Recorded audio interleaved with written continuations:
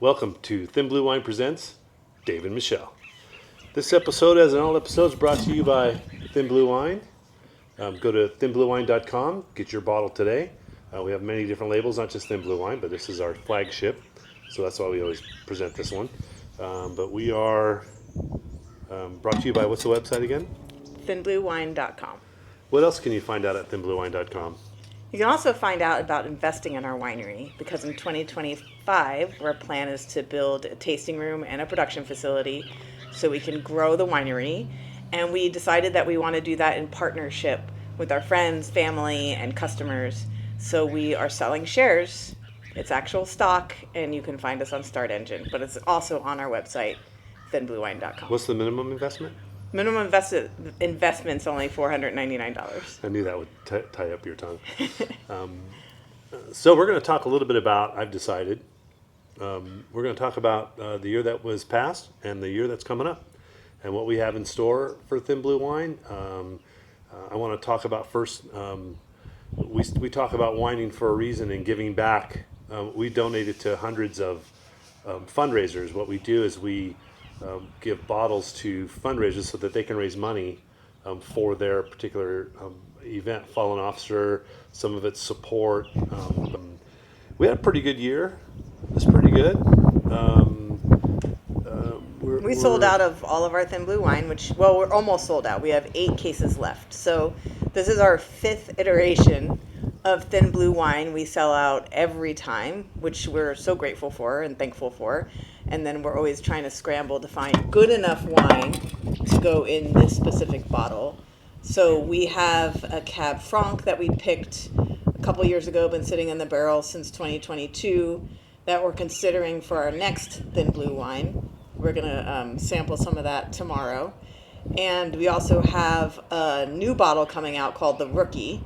And that is the grapes that were the first leaf of this vineyard we're sitting in right here. We picked all the grapes. So technically it's second leaf. Second leaf. It's the first harvest, but First it's the harvest. second leaf of the vineyard. So it's going to be Petit Syrah, Cab Sauv, and Cab Franc. So what we did was we did a field blend, which means we just took all the grapes, threw them in together, and we made that wine. So it's the first wine from this vineyard. So we're calling it the Rookie. It's in barrel now. We've tasted it. It tastes amazing. We're super happy about it. And I thought it would be appropriate while we're talking about rookies that you would tell us a story about your best rookie story. My best rookie story. Well, I remember like it was yesterday, actually. Okay. It was my first felony arrest off of training. I trained with Jay LaFleur. It was a great FTO. And it was my first day off training, so I was by myself for the first time. And I was working the canning car, 220 was my call sign, day shift. So I drove out to my area, of course, like a dutiful young lad. And I was on Black Star Canyon Road, and as I was on that particular road, I saw a vehicle parked off to the side of the road. It's like 8 o'clock in the morning, so it was really early in the morning.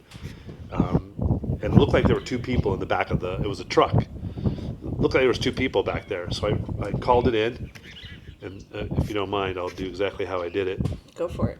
So it was 220, occupied vehicle. Of course, dispatch came back, 220. 220, I have a Utah plate, ABC 123, expired, because you always had to give the expired registration to dispatch when it's out-of-state plate. So I get the expired registration. They come back, 10-4. So I get out of the car, and I was like, I had everything going for me except for the spurs and the cowboy hat. But I felt like John Wayne got out of my car, walking up on it, and they came back. I was in between their car and my unit, and they come back. Dispatch came back and goes, 220, what kind of car do you have? And I said, 220. It's in a Zuzu Trooper.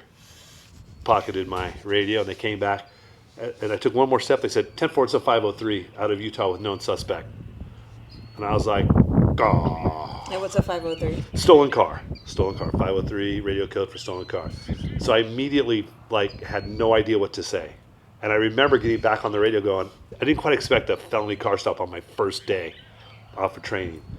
10-4. And I put my radio back, and I kind of moonwalked back to my unit and stood there, and people are getting on the radio. I could hear people come in, And I'm gun pointing those people. But back in those days, we carried 38 special with 4.5 inch barrel that twisted to the right with 147 grain semi wad cutter. That was the weapon that we had. Doesn't instill a great deal of confidence. So I'm standing at my door, and it was like shotgun, handgun, shotgun, handgun. I didn't want to take my eyes off him by reaching in, trying to unlock the shotgun and pulling that out, and then I'd be stuck with the shotgun. And I didn't know. I was kind of like, I really didn't know what to do. It was looking back on it, was freaking hilarious. It was a total rookie move. So I'm standing there waiting, and my backup was Tommy G, who was a great guy, but he was well known as the slowest driver in North Patrol.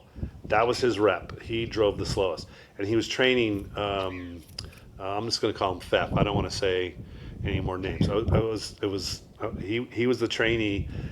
They're coming out, and I could hear the siren. I could hear him, and they were coming code, but I could hear him, and I'm like, oh my God, he's taking forever. You never thought a 4.5 inch barrel a revolver could weigh so much. Standing there leaning on the door of the unit, and here comes Fef and Tommy G. They come rolling up, and they came rolling up, and it's wobble wobble wobble. They had a flat back tire as they came up, so they drove from Santa Ana out to Black Star Canyon on a flat tire.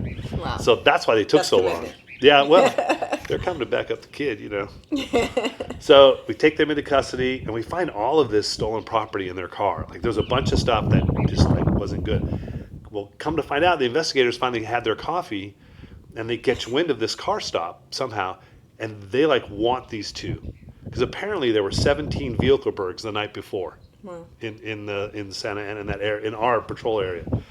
So I come rolling into investigations with my two suspects, and a ton of stolen property. And the investigator was like, dude, you have no idea how much work you just saved me. And I was like, that's what I do, And I thought every day is going to be like this. This is what patrol is going to be like. I'm going to roll out. I'm going to crush crime. I'm going to save lives of untold thousands. And that's what it's going to be every day. So I booked them. We cleared 17 vehicle burgs. I'm like, woo! I can't wait to go back out. So sure enough, you go back out, and it's like not what you think it's going to be, because like the next day, same area car. I'm like 220 10-8, 220 10-4 call, 220 runaway juvenile from Orangeville Children's Home, 220 459 audible at such and such street, 220 48 occurred last month, and you're like, man, what? I got police work to do. I can't be taking all those report calls and missing juveniles. What's all that? And then you realize it takes you a long time to like where you kind of like you find the flow. Like you understand when it's going to be busy. You understand when you're going to have time to play. So, and of course, you always wanted to play, and make your partners take all your paper for you. That's always a thing too. But yeah, so that was my introduction to patrol by myself. I thought every day was going to be like that, and it definitely wasn't. Nice. Well, one thing I love about the future of our tasting room and our winery is we really want to build it so it's a sanctuary for people who, whether they had a rough week or a rough career or just want to tell stories, a place where hardworking Americans can come and relax, non-pretentious, not snooty, just, like we've had wine club parties for our peoples, and they're amazing and they're so fun. And that's what we really want this to be. So I'm super excited about 2025, about the future, about building just an amazing sanctuary where people can come, they can talk shit, they can smoke cigars, they can drink good wine, and just tell their stories. And or that's whiskey. gonna be We so will fun. have whiskey that we don't sell, but I can He wants serve. to pour whiskey. I'm not sure that's a great idea for I think it's a liability great purposes, idea. but Well, we won't pour a lot. We'll make sure that you take a breathalyzer before you drive off. oh, there you go. Yeah. Because nobody has a get out of jail free card. No, not for Deuce. No. So, yeah. So it's going to be, I'm really excited about next year and all the things that's going to happen. But speaking of the rookie, so what I want to do is I want to create a blog called The Rookie. And so what I'd love to have is if you're watching this and you have a rookie story, if you would share it with me. Of course, by sharing your story with me, I own your story. So just know that that's the You're case. sharing it with the world. Yes, I think it'd be an awesome way to share rookie stories. So it'll be surrounding this bottle. So when we release this bottle, we'll have a ton of rookie stories. We're going to make like a little rookie community where we can share, stories of stupidity or valor. Either way, my story is more kind of half and half, I guess, stupidity and good police work. It wasn't really that great because I didn't know what to say on the radio. But anyway, if you have a good rookie story, send it to me, Dave@thinbluewine.com. Send that to me, Dave@thinbluewine.com. Send me your rookie stories. I'll make them fit into a good blog, and we'll have some great stories. We can share stories from all around the country. So I think that would be fun. Yeah. So that's I think future. that's gonna So keep that in mind. I'd love to have those stories. Yeah.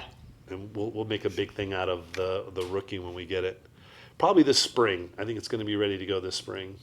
Yep. We'll have a couple bottles that are ready to go in the springtime. So, like I said, we're not sure of the names of everything, but if you have any cool names that you think this, if you have a bottle, you need to name it this. We came up with 5150, Necessary Force, Red Wine and Blue. We have Thin Blue Wine, obviously. We have the Hose Dragger, or Ode to the Fireman. We have the Oath. These were all bottles that we just sit around drinking wine, thinking the names. I have a list of names of potentials that, that's part of the fun part of this business. But if you have a name that you just think's got to be on a bottle, then definitely send it to Dave or myself, and we'll take it under advisement. Yeah, take it under advisement. Exactly. Yeah. We're hoping to get Necessary Force back online. We've been sold out for a while. We didn't have any juice to put back in it, so we're in a better space. The Oath is our reserve. The Oath is reserved, but we do have a pretty good Petite Syrah. And a Tannat. We have a really good Tannat. So if they finish as strongly as they've been tasting, we could get both of those back online. Yeah. Yeah, Necessary Force for sure. Get sure. more stuff back online.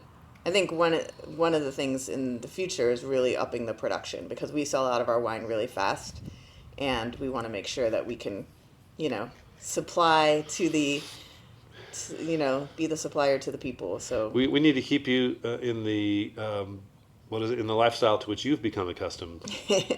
Absolutely. It's good wine at good prices. Yeah, so that's the future. We're just gonna be we got some other exciting stuff going on. We're developing a tasting room and a production facility. I said that already. Did you say that? Well, Yeah. you were talking about the investment. I'm just talking about you said that? I did. Well, I said in the beginning that we're getting investors. So Oh, the beginning. So I'm and reminding then I them. said that the tasting room is going to be a sanctuary. I went through the whole sanctuary. I heard the of sanctuary, tasting room. sanctuary tasting room thing. I'm sure. Yeah. We don't mean sanctuary like the about, sanctuary state. You're still gonna be able to enforce the law in our sanctuary. Yeah. Well, not. We don't want enforcing the laws in the sanctuary. I just mean drinking really good wine and having a good time. Those are the only two rules. Yes, those are the Yeah. rules. There are no rules. The rules are there are no rules. But we cooperate with ICE in our sanctuary. just to be clear. Yeah. We cooperate with all law enforcement. Yes, we cooperate with all law. Except for the FBI. Well, the working slugs that FBI Yeah, I know. cooperate with.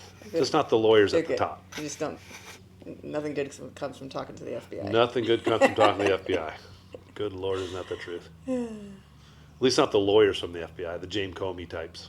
No. But yeah, we love the rank and file of every police organization. Yeah, we know that sometimes you can't, you don't have no say of who your boss is. We get that. Been there, done that. Yeah. So listen, I think that wraps it up. Yeah. Yeah, unless sure. you got more? I want some wine. I want Why some is wine. this not open yet? Why isn't it open? You're the opener. You're the opener Well, and pourer. Yeah. I'm the smoker and drinker. Listen, Happy New Year.